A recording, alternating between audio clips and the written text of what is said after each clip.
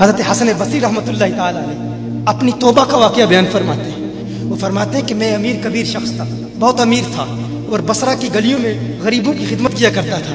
اچانک میں نے ایک حسین عورت کو دیکھ لیا اور میں اسے دیکھتا ہی رہ گیا۔ اس عورت نے مجھے کہا اما تشتہی، تجھے شرم نہیں آتی؟ میں نے کہا ممن، کس سے شرماؤں؟ اس نے کہا وہ جو آنکھوں کی خیانت کو دیکھتا ہے اور دلوں کے پوشیدہ رازوں کو جانتا ہے، تجھے شرم نہیں آتی؟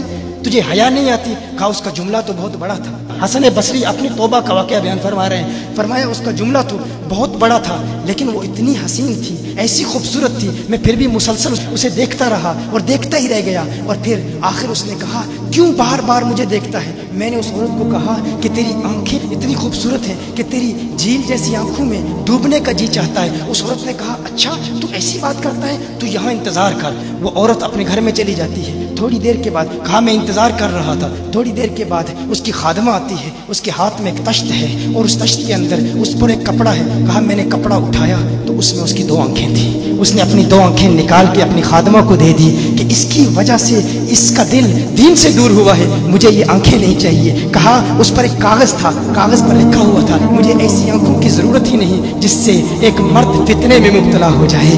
میری بہنیں جو اس گفتگو کو سن رہی ہیں ان کی بارگاہ میں بھی عرض ہے، وہ بہنیں جو گھنٹوں آئینے کے سامنے کھڑی رہتی ہیں فقط اس نیت سے کہ اپنے بالوں کو یوں سنواریں کہ مردوں کو فتنوں میں مبتلا کرے، یا کسی دکان میں جا کر کپڑے خریدتے وقت ان کے ذہن میں فقط یہی خیال ہوتا ہے ایسے کپڑوں کا انتخاب کریں گی کہ جن سے مردوں کو فتنے میں مبتلا کریں گے۔ یہ بھی امت کی بیٹی ہے جس کی ایک ادا سے ایک شخص ولی کامل بن گیا، حسن بصری بن گیا۔ حسن بصری فرماتے ہیں جب اس کی آنکھیں دیکھی میں تحکم کھو بیٹھا، میں زار و قطار رو رہا تھا، روتے ہوئے میں گھر چلا گیا، پوری رات میں روتا رہا، پوری رات توبہ کرتا رہا، استغفار کرتا رہا۔ حسن بصری فرماتے ہیں فجر کی اذان سنی، اچانک خیال آیا اس عورت کا شکریہ تو ادا کروں کہ جس نے اپنی آنکھیں میرے لیے، میرے دین کے لیے، میرے ایمان کے لیے اور توبہ پر استقامت کی خاطر قربان کر دی۔ کہا میں اس کے گھر گیا، جو ہی اس کے گھر پہنچا تو ادھر اس کا جنازہ نکل رہا تھا، اس کی موت واقع ہو چکی تھی۔ کہا میں رات گھر آیا، میں رات سو گیا، میری آنکھ بند ہوئی، میں نے اس عورت کو خواب میں دیکھا۔ میں نے کہا کوئی نصیحت کر۔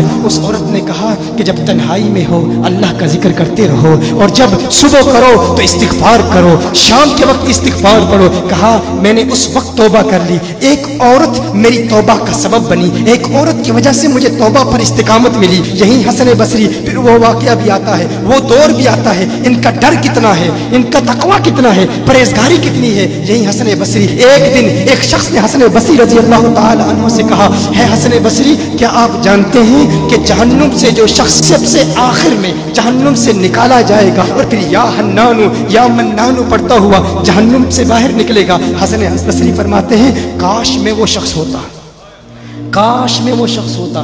کہا گیا کہ جو جہنم سے سب سے آخر میں نکلے گا، 1000 سال جہنم میں رہے گا، یا حنانو یا منانو پڑھتا ہوا جہنم سے باہر نکلے گا۔ کہا کاش میں شخص ہوتا۔ انہوں نے کہا حضرت آپ کیا فرما رہے ہیں کہ آپ جہنم میں جانا چاہتے ہیں؟ آپ تو بزرگ ہیں، اللہ کے ولی ہیں۔ کہا تم میری بات نہیں سمجھے، وہ جو جہنم سے نکالا جائے گا کم از کم نکلنے کی ضمانت تو ہے، اس سے یہ تو پتا چل رہا ہے کہ ایمان پر موت واقع ہوگی، مجھے اپنے ایمان کی ضمانت نہیں ہے۔ میں نے اس لیے کہا کہ اگر مجھے یہ ضمانت بھی مل جائے کہ میں وہ ہوں تو وہ بھی مجھے قبول ہے، کم از کم ایمان تو سلامت لے کے جاؤں۔ میں کہتا ہوں اللہ فرماتا ہے خوف نہیں ہے، ڈر نہیں ہے، پھر فرماتا ہے یہ ڈرتے بھی ہیں، یہ ڈرتے بھی ہیں، لیکن ان کے ڈر اور ہمارے ڈر میں فرق کیا ہے؟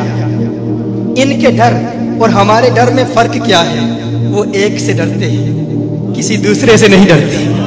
فرق کیا ہے؟ وہ ایک سے ڈرتے ہیں، ایک سے ڈرتے ہیں، کسی دوسرے سے نہیں ڈرتے۔ ہم اس ایک سے نہیں ڈرتے، اسی لیے ہر ایک سے ڈرتے ہیں۔